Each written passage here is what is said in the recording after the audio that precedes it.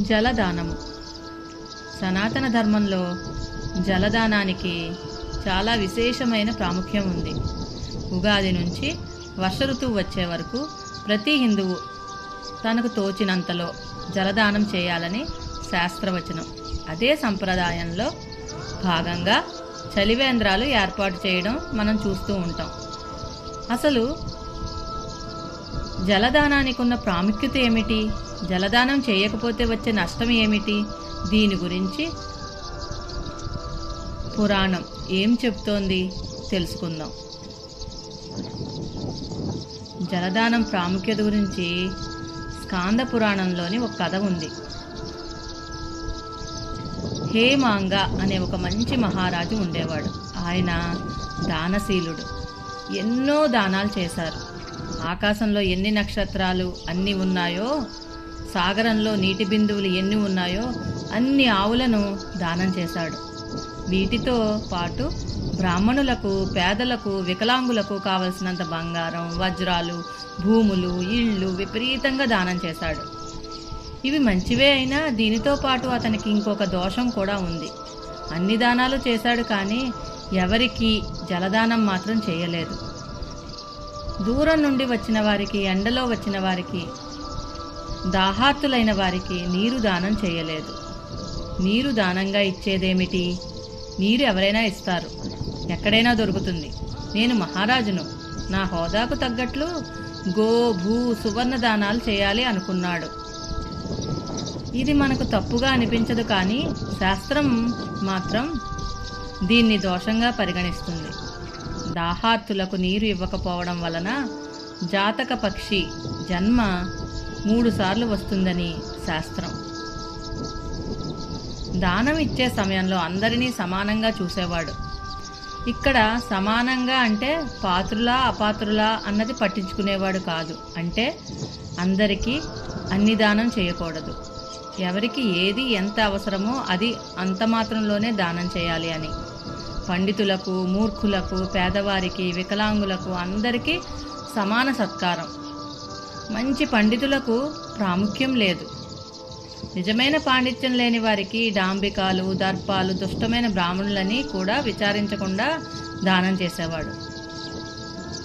మహారాజ్ చేసే ప్రతి పని ప్రజలు గమనిస్తారు, అనుసరిస్తారు. అయోగ్యులకు సత్కారం చేస్తే ప్రజలు అతన్ని పండితుడని అనుకుంటారు. అతని తప్పుడు మాటలకు ప్రభావితం అవుతారు. అందువల్ల హేమాంగుడికి అయోగ్యులకు దానం చేయడం చేత దోషం అంటుకుంది. దుర్మార్గులకు తెలిసి దానం చేసినా తెలియక చేసినా అది మహాపాపం. ఈ దోషాల వలన ఇన్ని దానాలు చేసిన హేమాంగుడు పాపం అనుభవించడం కోసం కుక్క, గాడిద, పంది లాంటి ఎన్నో నీచమైన జన్మలు వచ్చి తరువాత బల్లి జన్మ వస్తుంది. చేసిన పుణ్యం కూడా ఊరికే పోదు. అందుకే ధర్మిష్టి, నిష్టలు, భగవద్భక్తి, మహాత్ములకు సేవ చేయడం వంటి సద్గుణాలు కలిగిన శృతికీర్తి అనే రాజు ఇంట్లో బల్లిగా పుడతాడు. ఒకసారి శృతికీర్తి ఇంటికి మహాజ్ఞాని, మంచి సాధకుడైన శత్రుదేవ అనే బ్రాహ్మణుడు వస్తాడు. సాదరంగా ఇంట్లోకి ఆహ్వానించి సపరీలు చేసి శృతికీర్తి దంపతులు శత్రుదేవ పాదాలను శ్రద్ధగా కడిగి పాదపూజ చేశారు. దక్షిణ తాంబూలాలు ఇచ్చారు.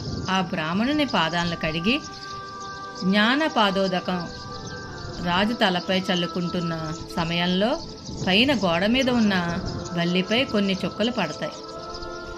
ఆ జ్ఞానోదక స్పర్శతో బల్లికి పూర్వజన్మ స్మృతి వస్తుంది.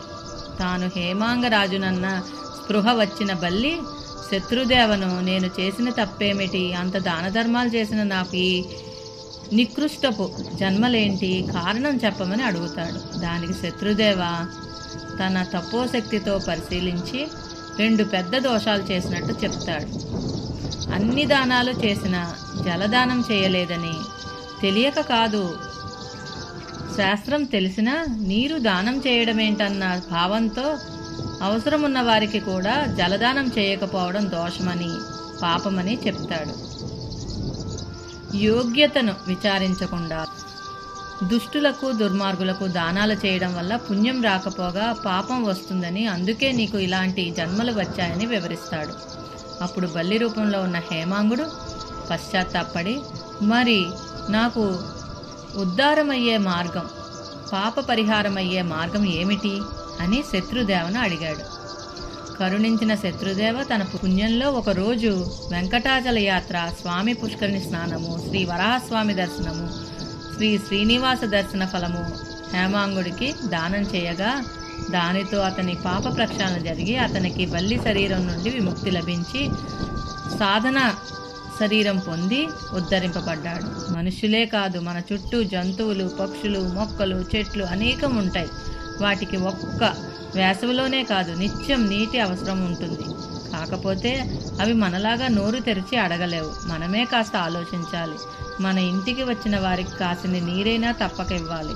మన చుట్టూ ఉండే జంతువులకు, పక్షులకు, మొక్కలకు నీరు పెట్టాలి.